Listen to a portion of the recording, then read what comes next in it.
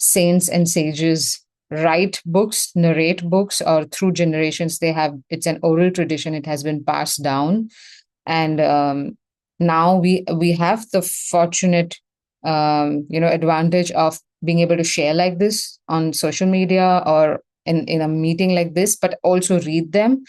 And this information or sharing is not something that you sort of collect from outside and you sort of remember it in your memory and then you progress, right? This is a very different kind of seeing, different kind of observation, different kind of listening. So in Advait Vedant, we call it Shravan, Manan, and Nididhyasan. So Shravan is listening, but it is not like hearing, it's deep listening, because when you deeply listen, you are involving your whole being in that, and it is arising something in you that is much more deeper than when you just are hearing something in a conversation. So at the same time, while you're listening, there is a sense of that, oh, you start observing within you if that is true, or if that is relating, sort of arising something in you, or you're relating to it in some way. So then the Shravan goes into contemplation, into reflection.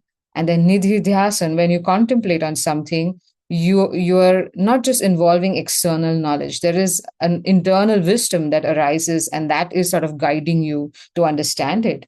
And that internal wisdom becomes your truth when you are trying to imbibe it. That is nididhyasan. So you're imbibing that truth in you. So that's the difference of reading a book and reading scriptures. And then you can finish reading it once and then read it again, and then you'll find it gives you a whole deeper new understanding, whole level of new, why didn't I see this before, you tell yourself. So I've last year, just to help a friend, I started reading the Bhagavad Gita, and we just read few verses. I just sent her audio recordings because she was going through a difficult time, and I just wanted to help her in some way. So I just sent her like 4 verses every day.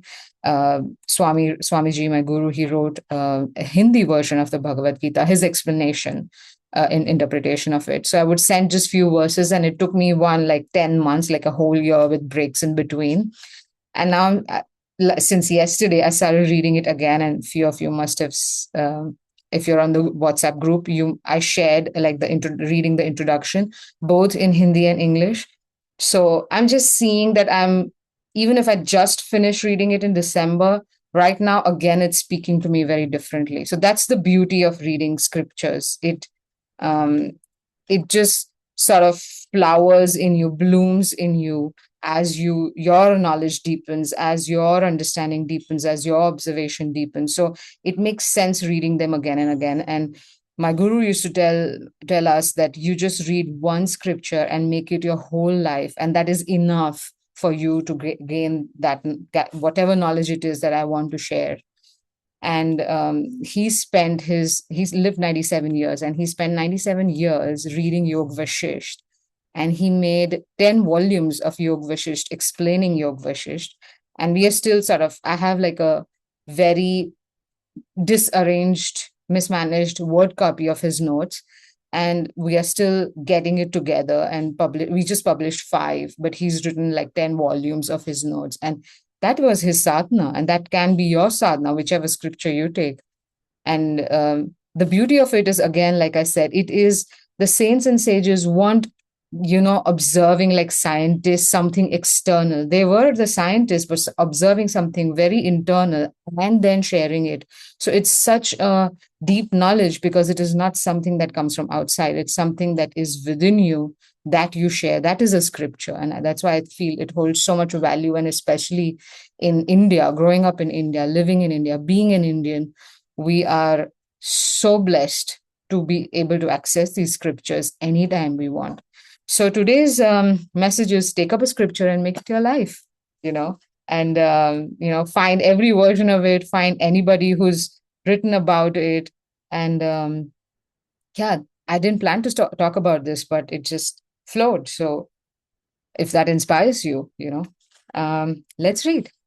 So I'm going to read, but in between, after I finish reading and before we start meditation, if anybody feels inspired to share something about the reading or share their reflection about the reading, just feel free to unmute yourself later after I finish reading. Dattatreya describes his 18th guru, the kite. The 18th guru I met in the form of, so kite is not like the kite, but an eagle, the bird of eagle, the kite that flies in the sky. And after imbibing the teachings from the eagle, all my doubts have been removed. I remain all alone, flying everywhere. I do not carry any burden on my back or any bag in my hand. I just keep flying in the space all the time because I do not amass anything. I keep a few things with me. I have given up everything. I love that because he's today, past week, I've been really clearing my clinic and clearing my house and, trying to see what is it. I have things that I haven't touched for more than years. And so I decided whatever I haven't touched for 6 months, I'm going to let all of it go. So just that makes me feel so light and unburdened. And here he's talking about whatever it is that you don't need, that doesn't add any value to you, even your ego, your emotions, all the deep pain that we sort of carry the burden of all of it. If you let that go, there is a sense of lightness and space in you. I just keep a few things in with me, but everything else I have given up. So here Swamiji is commenting, since he was an avadut, he could do it. An ordinary man in the world cannot imitate an avadut. Avadut means the one without form. He could live like that because he was a mighty man in his head and heart. So Swami is saying it is difficult, but he's also giving us a possibility. So let's see what he has to say, but let's continue reading. When I came out of my home and I thought to become a Vairagi, a man of renounced nature, many things came to my mind. I thought that I have to drink some water and I have to eat some food. I thought that I need only one sheet to cover my body in the night, and I need only one langoti to cover my hips, and that is enough for covering my body. And I had that little langoti. One day I came out of taking my bath and I spread my one loincloth on the line. I began to meditate, and as I was meditating, someone came and took my langoti away. Since then, I have come to know that if I possess nothing, then nothing will be stolen from me. If you have things in the cupboard, then they will be stolen. You have things in your pocket, they might be stolen. If you have things on the line, they might be stolen. But Dattatreya says, nothing to possess, nothing to lose. Nothing can steal anything from me, and in that way, I remain free. First of all, by possessing something, you become inclined to take shelter in the object and not in God. I want to explain here that it's not just about the possession about things. It's the attachment that you have towards those things that will make it difficult for you to let go of, or when something happens to them, it is difficult for you to let go of that. So it's not just how much you possess, but how much you possess them in your mind and how much grip they have on you as a person. So, first of all, by possessing something, you become inclined to take shelter in the object and not in God. So, you have already come down, and after that, you become attached. So, whatever you start owning, for example, I have like an eco wash here. So when I say, I brought this bottle, and then I say, oh, this is mine. So the moment I start saying, this is mine, I have in a way identified with it. And I am now saying, this is me. So you have already come down, and after that, you become attached. And when that wealth is stolen, now don't take away my bottle. Yeah? When that wealth is stolen, then you become so unhappy and you become so agitated in your mind. If one remains all alone, he is never worried for anything and for anybody. Anybody who has got many things with him, he is always miserable. But one who is all alone, he moves from place to place very easily and with great happiness. If he remains free from the things around him and free from all kinds of possessions in the mind, then all the agitation and all the worries get removed, and he gets to enjoy bliss and joy all the time. In this way, all the burden gets removed. So it's not so much about if you're traveling alone or if you're alone in the world. You can be alone in the world, but you can be attached to everything in the world, even through your thought. So he's here clarifying if he remains free from the things around him and free from all kinds of possessions in the mind, then all the agitation and all the worries get removed. I saw the kite which was flying in the sky. It was very happy before it possessed anything. But one day she landed on the earth and found a little piece of flesh on the ground. So she gripped it in her claw and flew into the sky. But then what happened? In order to get that piece of flesh away from the kite, many other birds of that kind chased the kite and she got into trouble. Many of the meat eating birds saw that she had some flesh in her claws and she was still flying. They came and they started striking their beaks on the head of the kite just to take that flesh away from her. Some of them started snatching at her wings. Some of them struck their beaks against her head and her eyes. And now the kite got into so much trouble, she became very unhappy. And the kite began to think that she had never loved anybody. Also, she never had any enmity against anyone. Yet these birds are chasing me like anything and giving me trouble only because of this piece of flesh.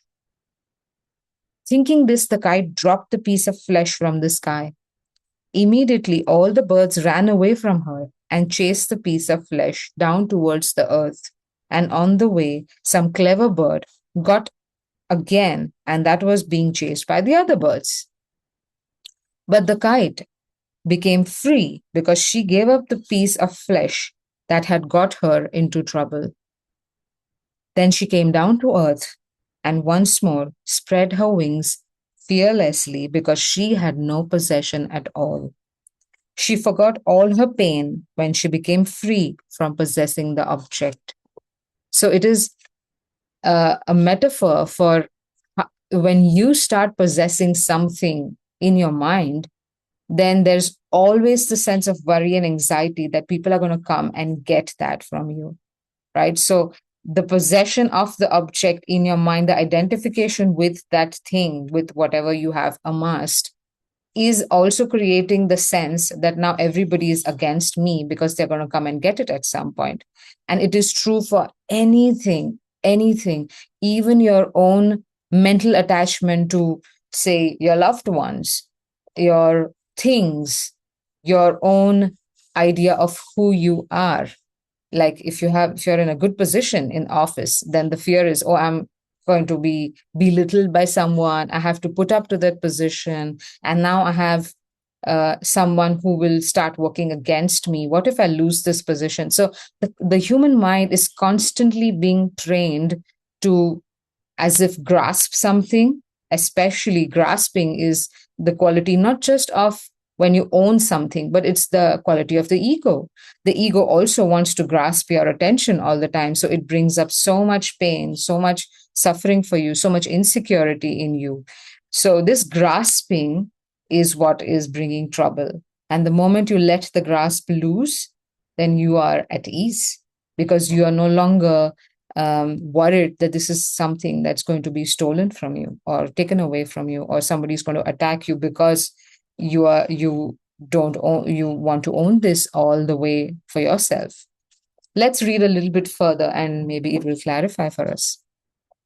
So the Dattatreya says, O King Yadu, since that day I learned from my kite guru that I should not keep anything in my hand, my possession.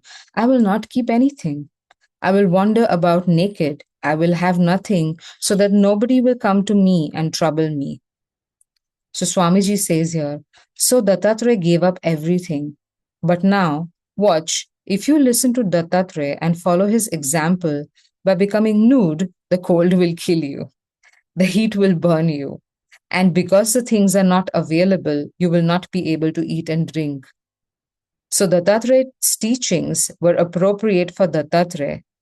These days, if you try to be like Dattatreya, you would appear to be insane and nobody will allow you to stay anywhere. So now the times have changed. At the time, Dattatreya could go naked anywhere and people would know that he had become dispossessed of everything and he didn't have anything. Fine. He could go anywhere.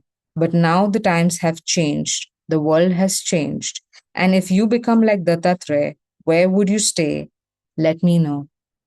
So you should be a wise Dattatreya these days. The essence of his teachings is don't have many possessions, then you will be all right. So it's not the literal nakedness or the literal non owning of things, but it is the sense of possession that he's trying to share with us. So the Tatra says, going on, now whenever I want to go, I just go. Now wherever I want to go, I just go and I remain blessed forever, doing my meditation. And I do not have any worry in my mind. I got rid of all kinds of bondage. Now I don't worry that some thief will come and take something away. And so I don't have to create any hedges all around my house or anything. At that time, I become absorbed into my meditation and I never got worried and troubled by things. So that's about this chapter. But I think, Revati, you chose 19. We didn't plan, but isn't it what's going on in the world right now? Fighting for territories and attacking people for territories, because we've been sort of conditioned to possess, own, and grasp everything. And actually, in nature, there's enough for everybody. There's enough resources for everybody. There's enough for you. We no longer are in the sense of lack. In fact, we are in the sense of over consuming, overachieving, doing everything over. And I think this particular guru in today's times makes sense, is to free yourself from this sense of possession that we want to grasp and keep everything for ourselves. Rather, the sense of sharing and the sense of knowing within us that I have enough, there is enough for everybody, will actually bring so much peace, not just within ourselves, but also in the world, in every being, in uh, all the pain that just few people in the society have to go through because somebody sitting in somewhere in the world decides that I want to take possession of this particular country. Like, where is the sanity in that?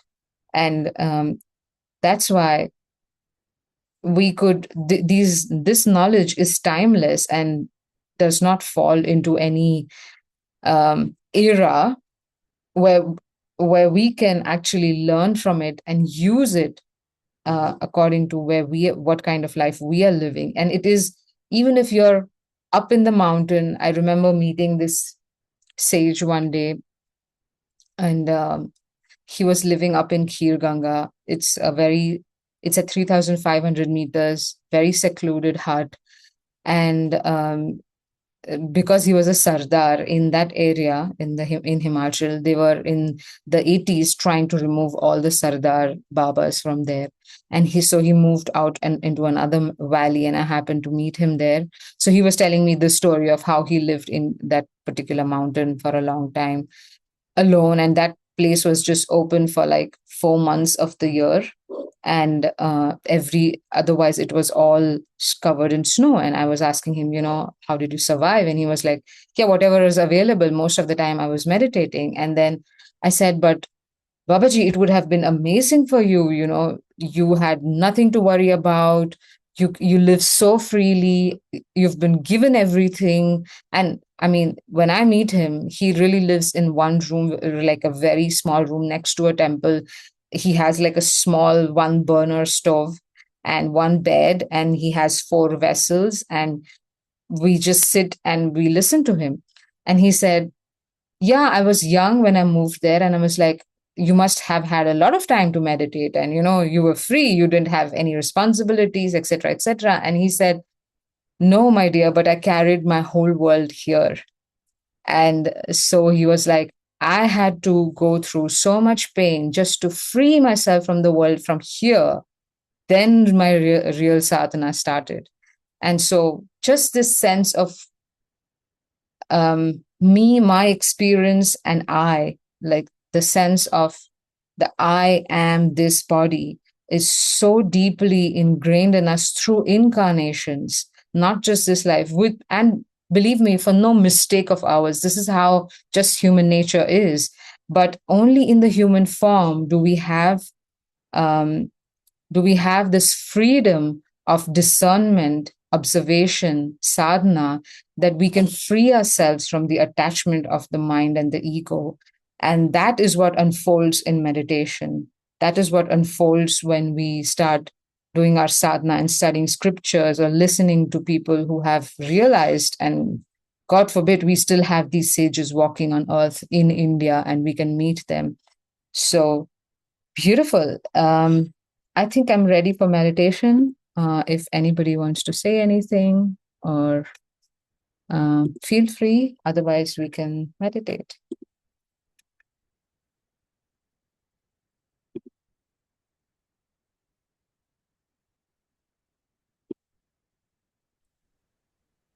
Just unmute yourself. Unmute yourself. Yeah, I'm Meetu Gupta from Kolkata. Hi. I'm quite mesmerized by your talks. You talk so well. मतलब Thank you. लगता है कि बस आपकी बात सुनते ही रहें. It's very captivating, your talks. Very nice. Thank you. Thank you. Thank Thank you. you.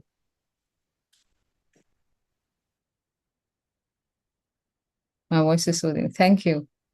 If anybody, yes, Revati, go on. I needed this thing. It was such a timing. What a wonderful, guidance. Thank you. So, yeah, exactly what I needed. Thank you. Thank you. Thanks. Thank you that it resonated. Where are you from, Revati? I'm also from Pune. You're from Pune. Amazing. Manisha is from Pune. We should get together. Yeah, I thought so. Same here. Amazing. Amazing. Yeah. Okay. Great. Great. Beautiful. Yes, Anupama. Yeah, it was a pleasure listening to you. Your voice is so soothing, so calming. And of course, what you had to say is absolutely true. I think the root cause of all the pain and suffering is over attachment to people, things, Yeah. the craving, endless craving to possess more and more and more. And also, uh, yes, that we might try our best, but the I am, yes, that, what should I say?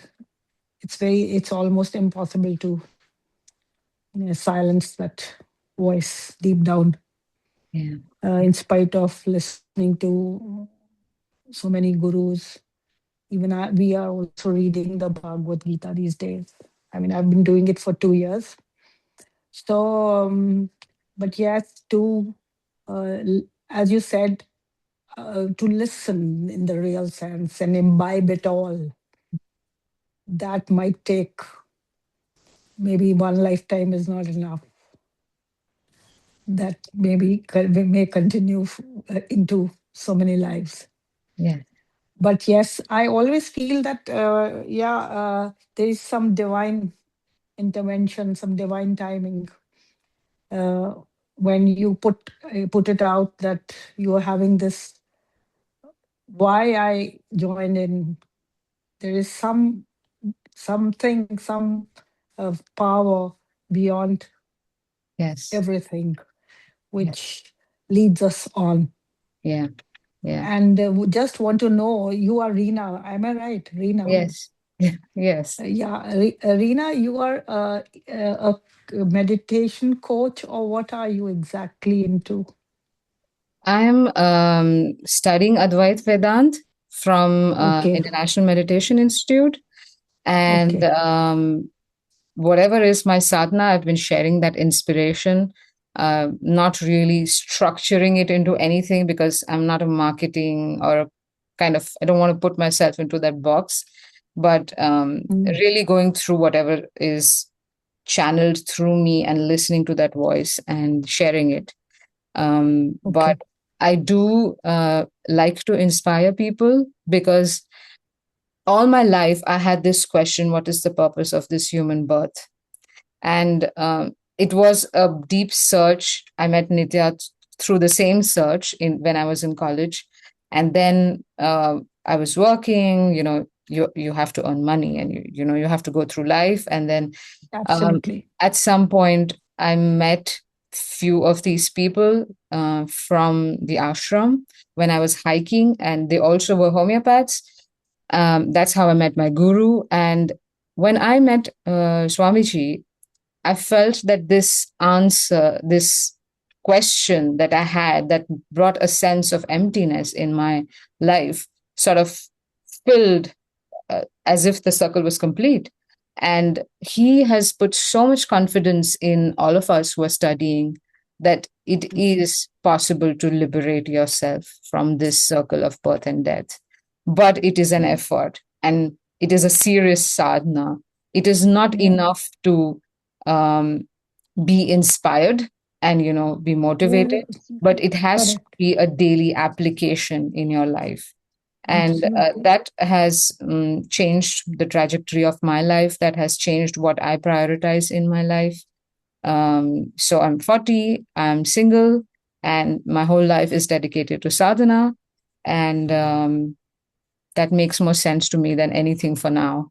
And I don't think it has come from just this incarnation, because almost it was as if it was not at all my doing, the way I met these people and the way it all unfolded for me. Yeah. So, yeah, it is a serious thing, and sadhana is serious if you do it. But I see that in the past 10 years, it has slowly unfolded in me. And I if 10 years ago you met me, I was this little girl who could not talk at all in public with anybody, who had sort of enclosed myself in a shell with this sense that, I'm the one who suffered such a bad thing in my life that I cannot get out of myself from this situation. And here I am, free from that sort of burden that I thought I carried.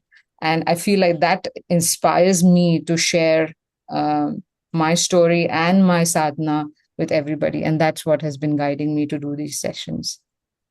There's one question which always troubles, uh, I think maybe each one of us.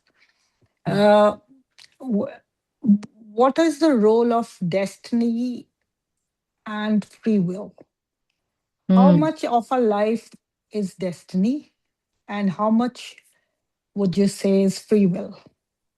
As long as you think that you are the one acting, then there will always be destiny for you.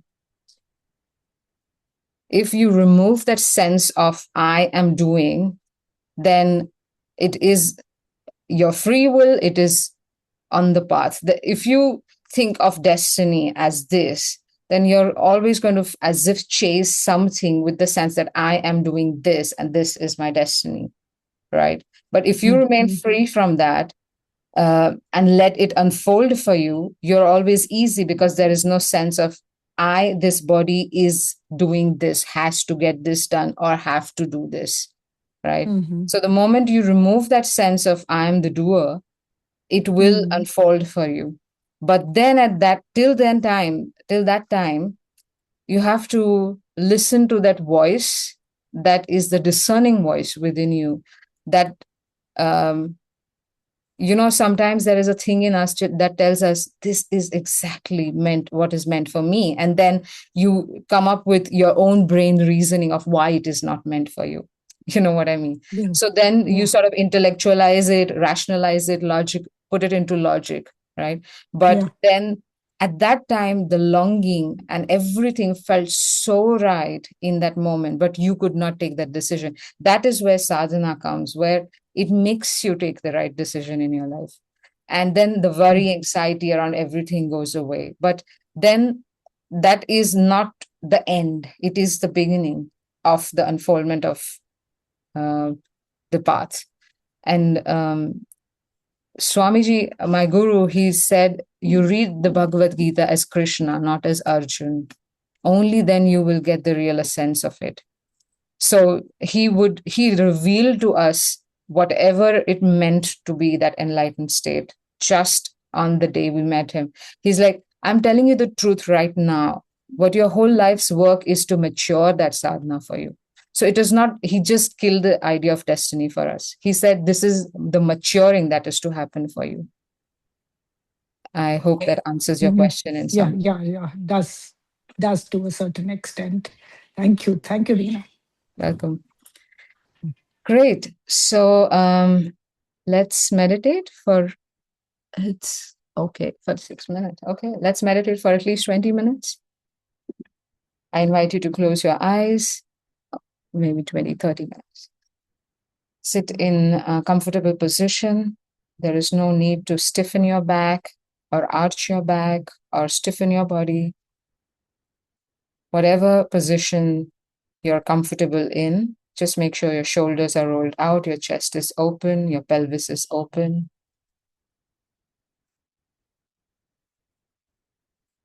Let the breath be easy.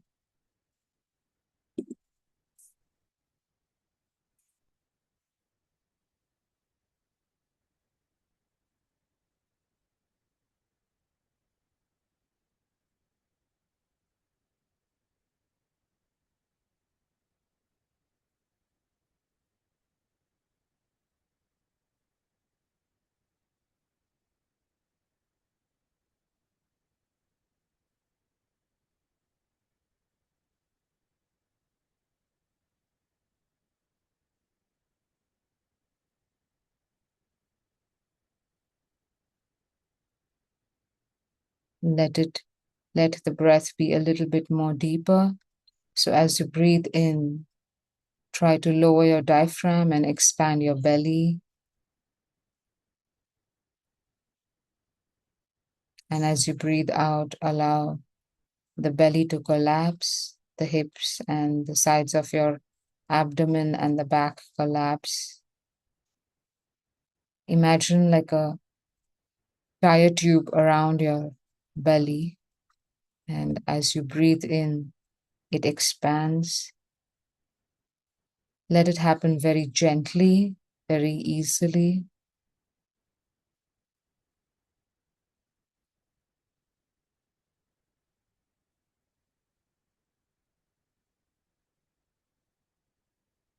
There is no need for it to be perfect.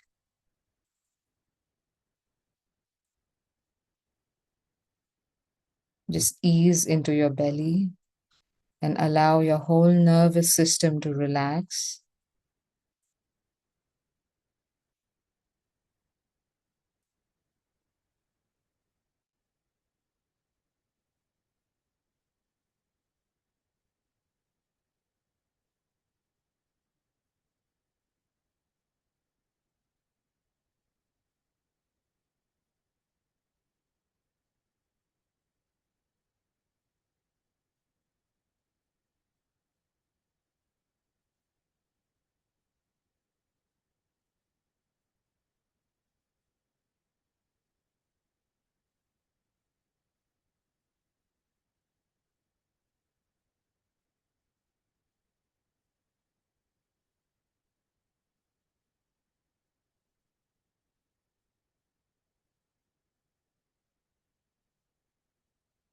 And notice that in this moment, how unburdened and easy you are. As soon as you close your eyes and you started watching your breath, you have stepped into the witness, as the witness.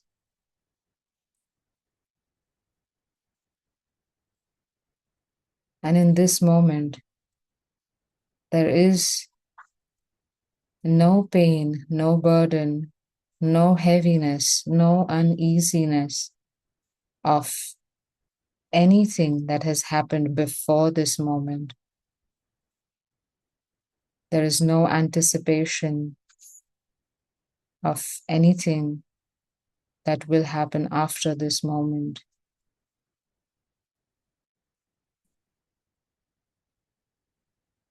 There is just simply watching your breath deepen into your belly.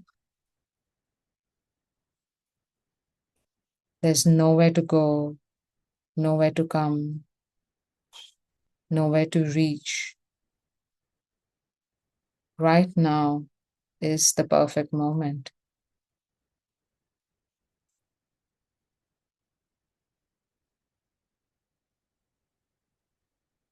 Right now, there is no need for you to remember your name, remember your designation, remember your degree, remember your location.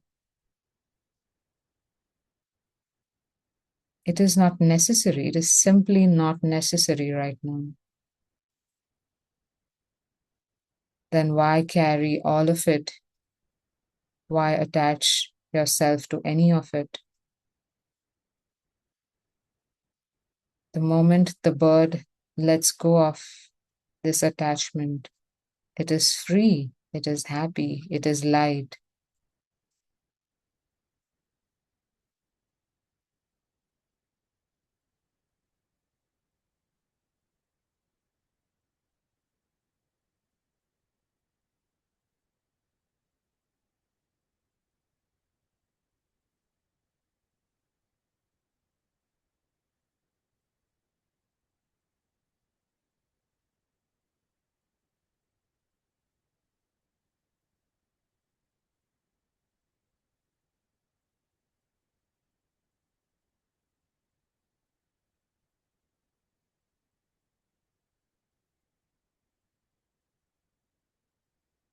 Right now, as you're watching this,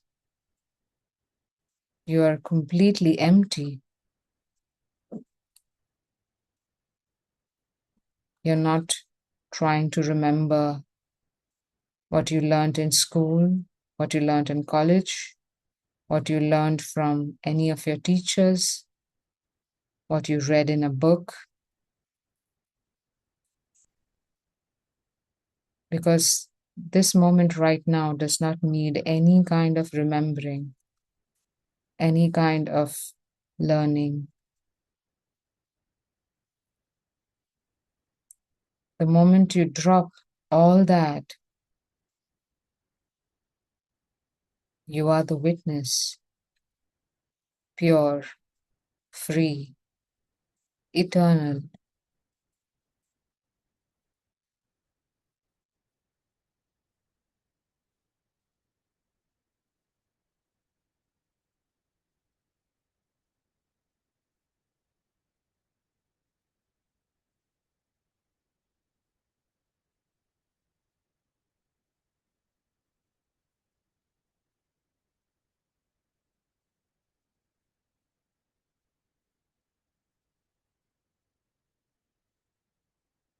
The moment you identify with something as I am this or that, then there is the coming and going, the attachment and fear of loss. Then there is the fear of appearance and disappearance. There is the fear of death. But the moment you sit in this truth, knowing that you are that witness self, eternal, not in time, free, then you're not even born and not even suffering from the fear of death. You remain like that space, flying free in that space, in that expansive space, which has no beginning and end.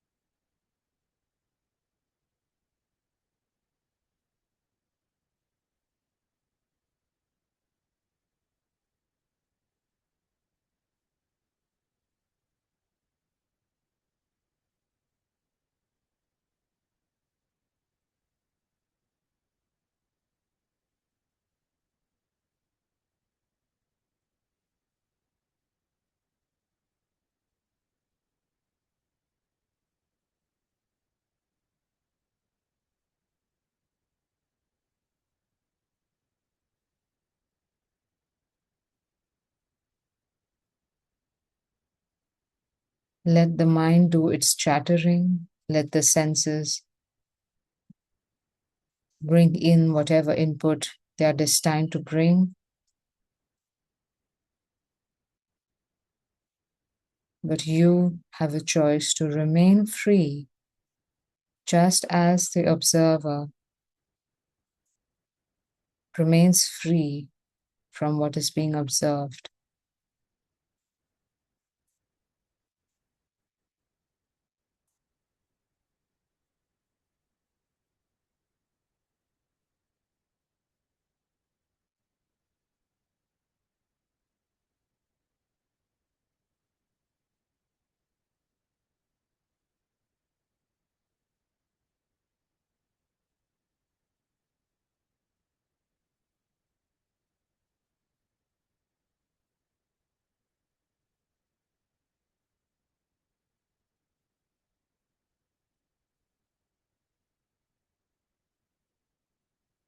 And from that freedom, let unconditional joy and happiness surround you.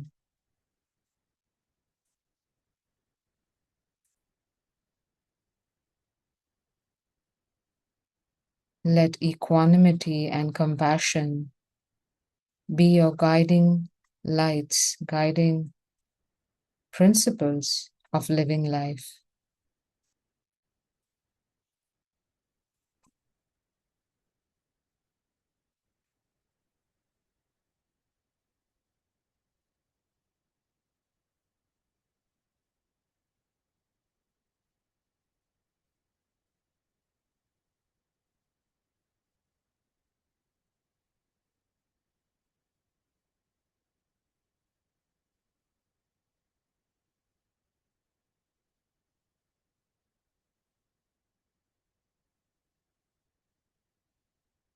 Let this silence that is within you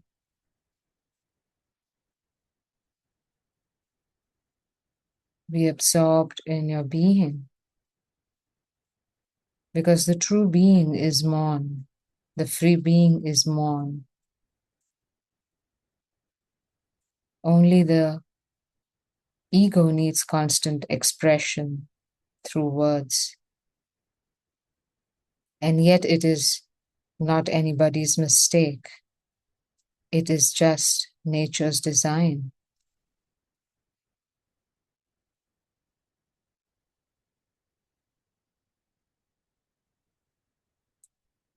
Everybody desires freedom. Everybody wishes for happiness.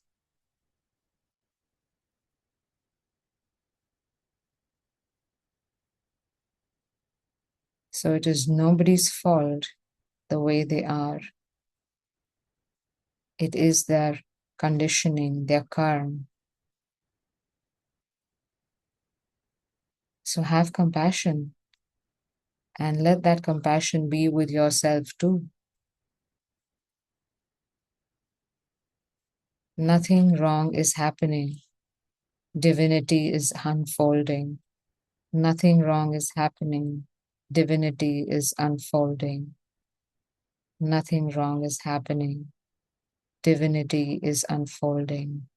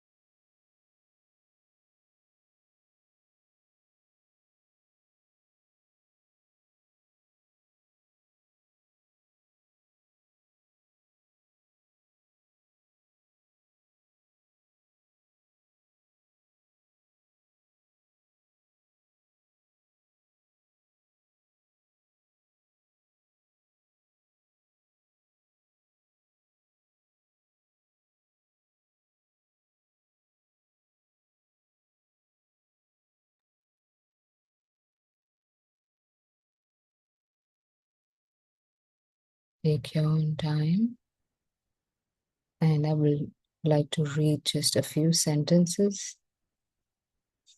You can keep your eyes closed.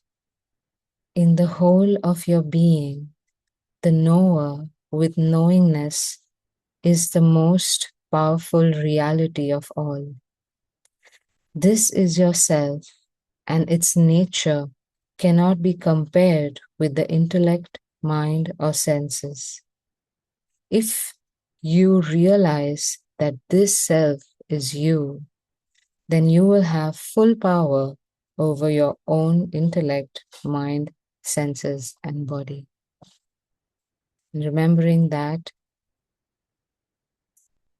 take a few deep breaths, and I invite you to, in your own time, if you feel like, you can open your eyes, rub your palms, bring them over your face.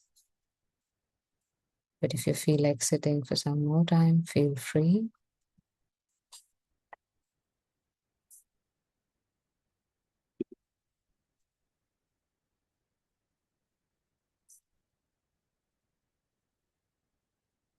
And I would also want to share the blessings of this meditation to whoever in this world right now needs it, will find some peace by receiving these blessings in any way. I know that we are living in some crazy times, and so as much as we can dedicate our blessings to whoever is going through difficult times. All the children, the mothers, the people who have nothing to do with the crazy people's minds are just suffering. And let this peace, let these blessings reach them and give them even a moments of peace. That would make all the effort worthwhile for us to sit and meditate here in peace. Thank you. Thank you so much.